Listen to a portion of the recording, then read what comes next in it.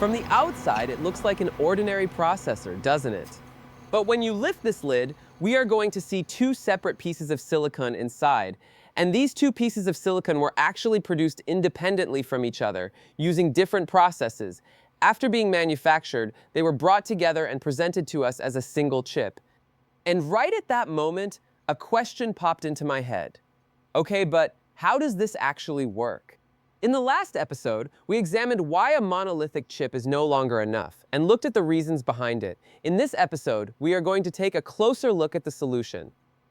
This is Axiom Tech, and I am Node. What is the anatomy of a chiplet package? What is a die, a package, and an interconnect? Let's find the answers to these questions together.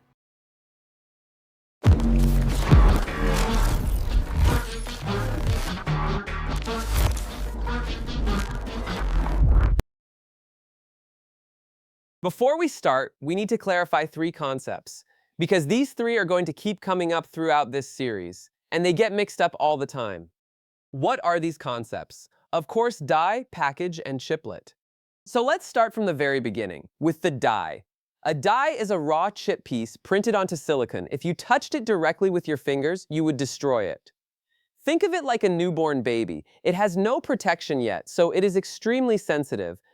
At some point, we need to protect this baby of ours and put a barrier between it and the outside world.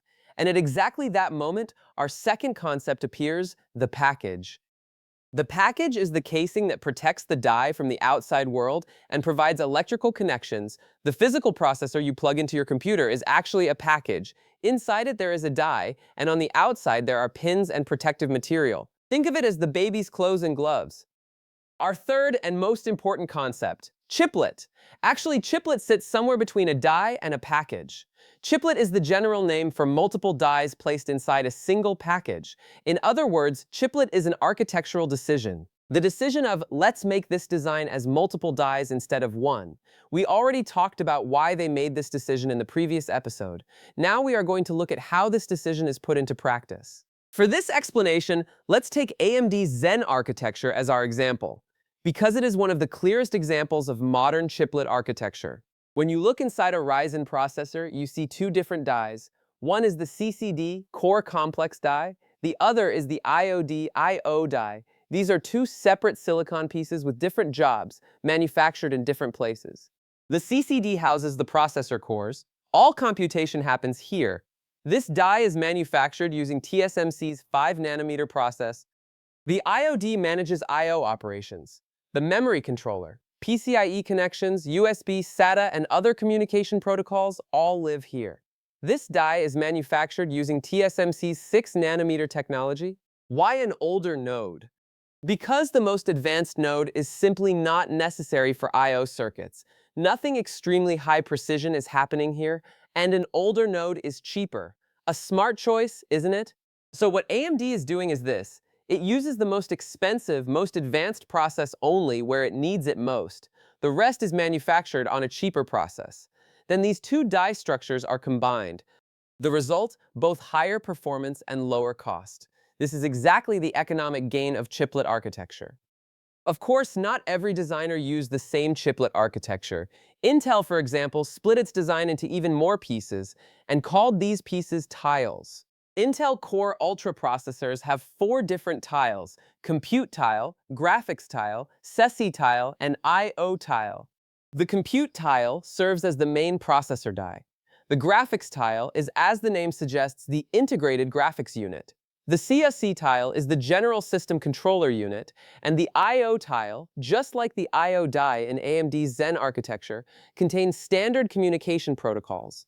And here's the interesting part. Intel manufactures these tiles in different factories.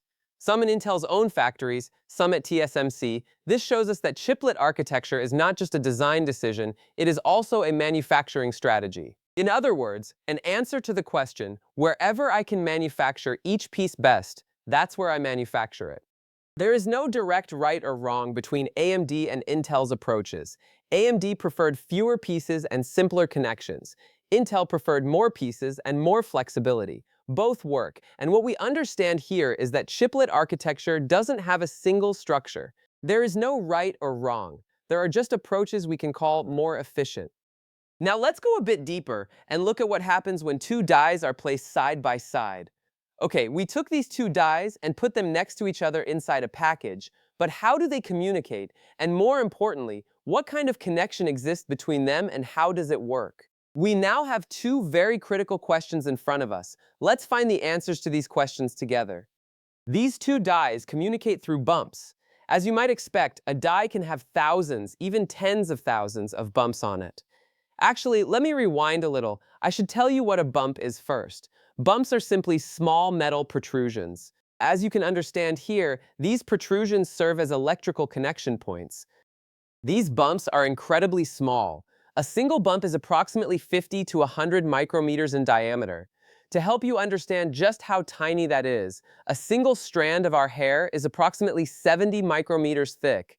So every connection point between dies is roughly the thickness of a human hair.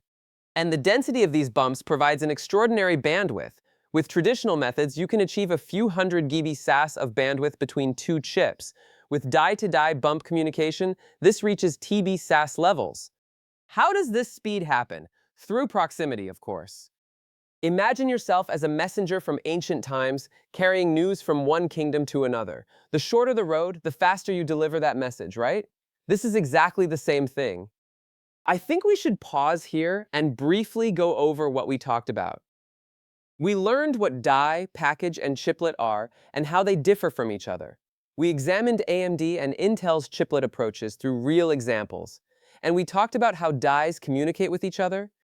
In the next episode, we are going to look at the standardization of this communication. We are going deeper into the question of how dies talk to each other, UCEE, Universal Chiplet Interconnect Express, and the silicon interposer, the technology that makes it possible to bring chiplets from different companies together. At this point, I want to ask you a question. AMD or Intel? Which chiplet approach do you find more logical? I'd love to see your take in the comments. I am Node. If you want to understand a system, dive deeper.